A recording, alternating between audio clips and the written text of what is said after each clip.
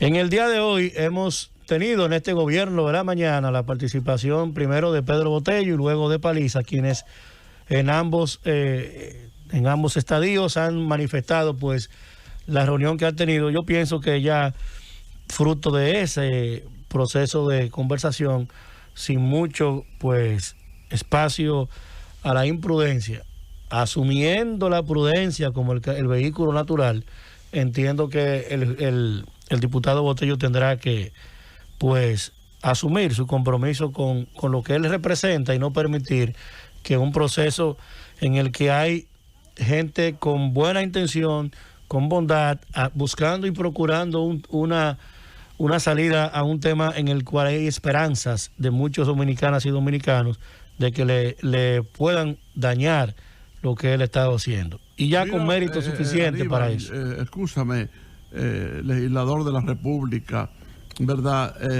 Otro que ha tenido un progreso extraordinario, convirtiéndose en uno de los principales legisladores del país, de los principales dirigentes del partido de gobierno, convirtiéndose en uno de los grandes expositores de los medios de comunicación, incluyendo el gobierno de la mañana, exhibiendo cultura, conocimiento de la problemática, ¿verdad? Viajes por el mundo para conocer las realidades, otro gran progreso. Yo lo que quería era insistir y pedirle a la familia de Pedro Botello es un hombre que puede recapacitar por sí mismo, es un elemento autocrítico, es un elemento suficientemente con suficiente inteligencia para darse cuenta que esto no procede.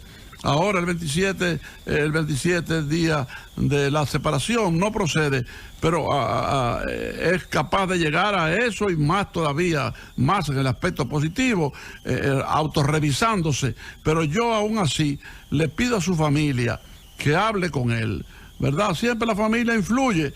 No hay que ser una persona débil, que se deja influenciar, que se deja dominar, sino que la familia pues juega su rol en la sociedad, juega su rol precisamente en el hogar. Y entonces que, bueno, Pedrito, mira, Pedrito, esto, aquello y lo otro. O sea que su esposa, ¿verdad? Su hijo, su hermana, su hermano, ellos hablen con él y lo ayuden a autorrevisarse. Así es, sin duda entiendo también que tendrá y surtirá su efecto, sobre todo pues que él ha manifestado su sentido de escucha de sus propias orientaciones. Y ayer en el propio Congreso pues se habló bastante del tema y lo percibí reflexivo, y de hecho cuando pide la reunión, pide que lo reciban. Evidentemente también que lo hace para cuidar su proceso de lucha, porque este es el país de los rumores. Si desconvoca la actividad, habiendo conversado con el ministro, ya de una vez dicen que fulano de tal recibió tal o cual cosa y por eso desconvoca lo que ha iniciado. Evidentemente que la sensatez tiene que darse y que los pasos pues que haya que dar se den, porque al final este es un reclamo que encuentra caldo de cultivo en una sociedad en la que hay carencia de tantas cosas, en la que estamos viviendo una crisis con un impacto económico tan fuerte. Usted le vende la idea a la gente de que el 30% de lo que tiene en una cuenta se lo van a entregar o se lo van a anticipar. Imagínese usted lo que eso crea. Al final, la cantidad de gente que escucha solo el tema, miles de dominicanos que lo escuchan en todo el país, acarician esa idea y sin el reparo de entender el impacto que eso tiene en la economía, sin ningún tipo de capacidad de evaluación, solo que llevándose de las brisas y de los vientos, eso puede tener consecuencias pues sumamente difíciles para la estabilidad democrática y sobre todo entender que sin estabilidad democrática no hay estabilidad económica. Y eso tiene que tenerlo muy claro. Sin que haya estabilidad, un régimen claro de paz en la gobernanza, pues entonces así mismo no hay un régimen de ecuanimidad que permita que el comercio, que la economía, que eso es lo que más le importa a todos al final, pues entonces pueda jugar. Si no hay autoridad y estabilidad, no hay lo otro. Así que hay que entenderlo bien claro.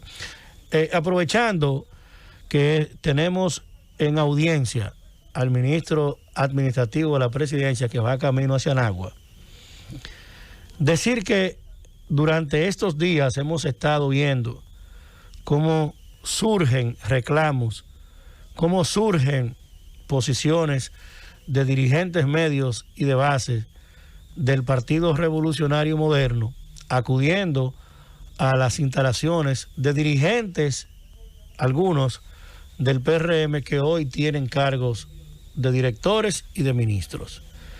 Y lo digo de esa forma porque hay muchos que hoy te hablan y se expresan desde el prisma de ser un ministro o un funcionario, olvidando el cordón umbilical que existe entre ese funcionario y el dirigente político y la condición que debe tener como dirigente político.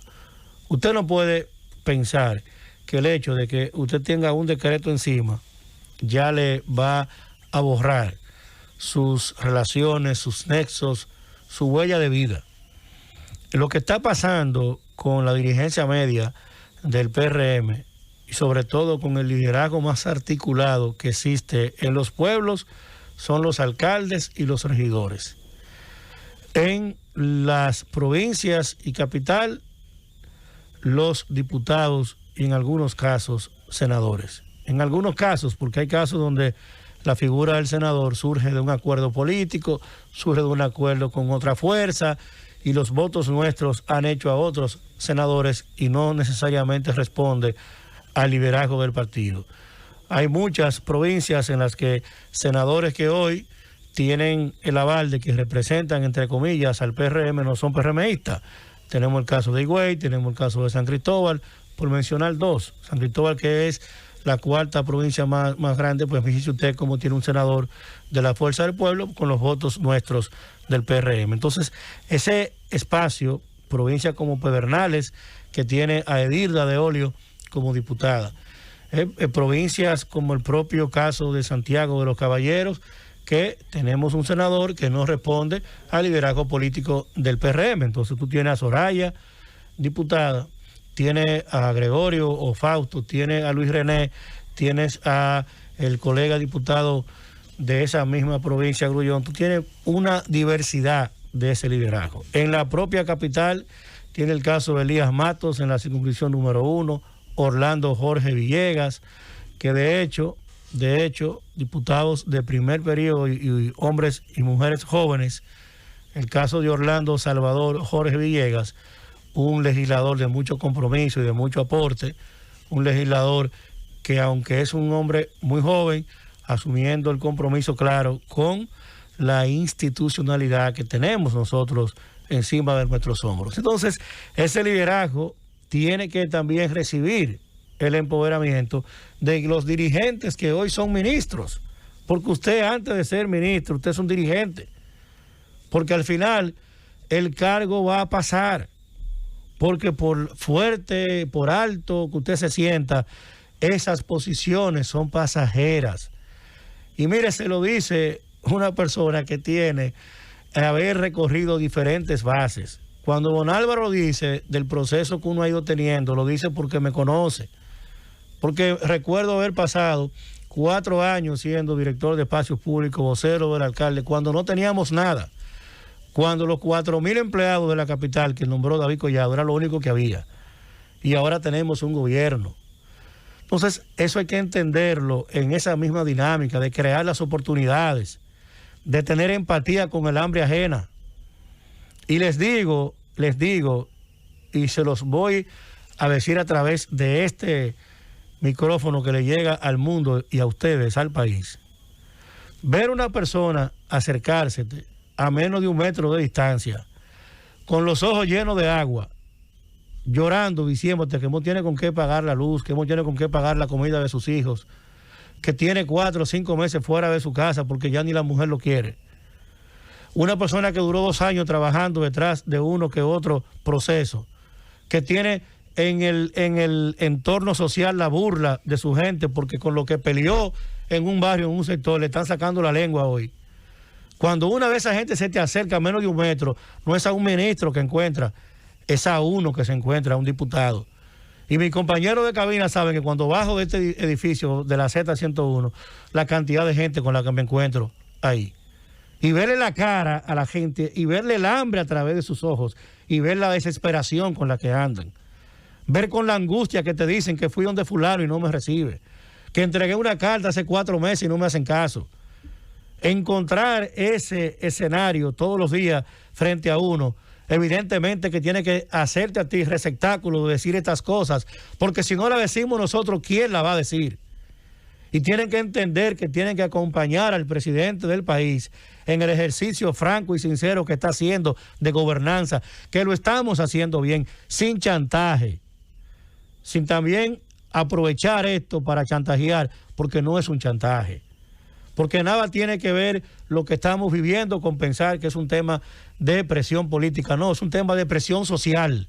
Es un tema de pasivo social acumulado, de una deuda ayecta que hemos recibido los PRMistas, que la hemos heredado del PRD, que cuando tuvo la oportunidad tampoco logró impactar vidas en el sentido de transformar al dirigente y convertirlo en un profesional y un hombre de bien. Y hoy el PRM, que recibe el gobierno con una gran cantidad de gente con talento, con condiciones, con profesionalidad.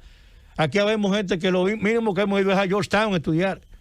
Aquí hay una gran cantidad de recursos humanos preparados y también de gente que no tiene esa condición, pero que puede hacer el empleo más humilde, porque lo importante es el empleo, sin importar su categoría.